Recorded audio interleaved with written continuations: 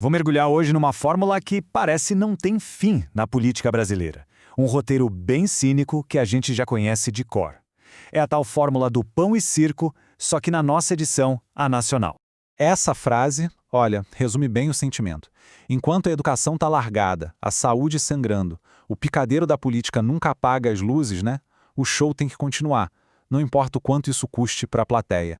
Então, para começar, vamos entender a arena principal, o circo.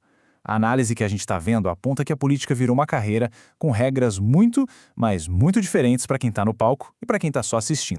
E aqui tá a mecânica da coisa toda, da ilusão. A gente vota numa pessoa, na capa de um livro, digamos assim, mas o recheio que vem dentro do pacote é escrito por um monte de gente que nunca aparece para pedir voto, né? Lobistas, grandes proprietários, interesses financeiros. A lógica é uma só, a vantagem pessoal de cada. E aqui, chegamos no ponto principal. Depois de toda essa performance, de todo esse jogo de cena, a piada, no fim das contas, infelizmente, somos nós. Agora, vamos falar de dinheiro. Como é que esse círculo se sustenta financeiramente? Como é que o sistema é montado para que o prêmio principal acabe sempre nas mesmas mãos? Bom, essa é a tese central da economia por trás do espetáculo. E não é por acaso, viu? É um projeto. Todo o sistema de impostos, toda a economia, parece que foi desenhada para que essa frase continue sendo uma verdade absoluta. E a mecânica por trás disso é bem simples. O imposto que a gente paga nas coisas que compra, sabe? No supermercado, na conta de luz, ele é altíssimo. E é claro que isso pesa muito mais para quem ganha menos.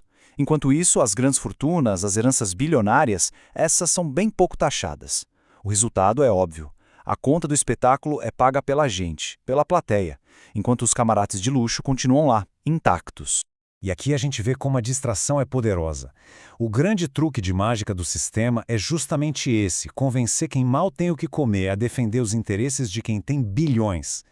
A culpa é sempre jogada no vizinho, naquele que é diferente, em quem está na mesma situação ou até pior. E enquanto isso acontece, os verdadeiros palácios, bom, esses ficam de pé. A fonte cita uma lista de exemplos. Vale, Americanas, Banco Master, Lagoinha, Governo de São Paulo, Governo de Minas. Os nomes mudam, as siglas mudam, mas a estrutura de poder que eles representam, essa se protege e continua firme e forte. Certo, então o circo está montado, o jogo financeiro está rolando. Mas e quando a plateia começa a ficar de saco cheio do espetáculo? Ah, aí entram em cena os falsos salvadores. Esse diagnóstico é bem duro. Segundo essa análise, as bandeiras ideológicas, sabe, esquerda, direita, elas viraram só camisas de times diferentes. Times que jogam no mesmo campeonato, com as mesmas regras e, no fim, os mesmos patrocinadores. Se a gente olhar o discurso, as diferenças parecem enormes. Um fala em social, outro em liberal, mas na prática, na economia, a análise aponta que eles acabam aprovando leis muito parecidas, que servem àqueles mesmos grandes interesses que mantêm o circo todo funcionando. E a lista de jogadores que a fonte cita é longa. Lucas Pavanato, Nicolas Ferreira, Janones, José Guimarães, do PT, Rui Costa, do PT, Edinho Silva, do PT. A ideia é colocar todos lado a lado para argumentar que, apesar das camisas diferentes, está todo mundo jogando no mesmo campo.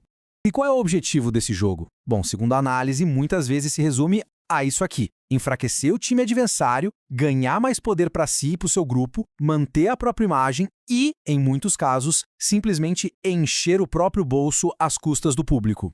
Essa é a pergunta que leva a gente para a parte mais perigosa de todo esse ciclo. O que acontece quando o cansaço, o nojo da plateia chega no limite? Aí se abre a porta para uma solução desesperada. E o roteiro é quase sempre o mesmo. Primeiro vem o desespero coletivo. Aí do nada surge um salvador que promete acabar com tudo isso. Isso cria aquela ilusão de mudança, sabe? De que agora vai. Mas o resultado final, na maioria das vezes, é só o sistema se renovando com uma cara nova. A fonte até dá exemplos concretos, o MBL e o próprio Bolsonaro. Eles construíram a imagem de que eram de fora do sistema, de que vinham para limpar a política. Só que a análise aponta que eles já eram, na verdade, parte da mesmíssima estrutura que prometiam destruir. Então a gente chega na pergunta final. Se os jogadores são diferentes, mas o jogo é o mesmo, e se os salvadores são só uma fachada nova, existe alguma saída? Esse espetáculo tem fim? A conclusão que a fonte chega é bem pessimista. Esses super-heróis que aparecem em tempos de crise não quebram o circo. Eles só trocam um mestre de cerimônias. A lógica de proteger os seus, de usar o poder para benefício próprio, continua ali, intacta, prontinha para o próximo ato. E é com essa provocação que a análise termina. A questão fundamental não é quando o sistema vai mudar, mas sim se a gente, a plateia, vai continuar esperando por heróis para nos salvar, ou se em algum momento a gente vai perceber que a mudança de verdade só começa quando a plateia se recusa a aplaudir e decide por conta própria que o espetáculo já deu, que o espetáculo acabou.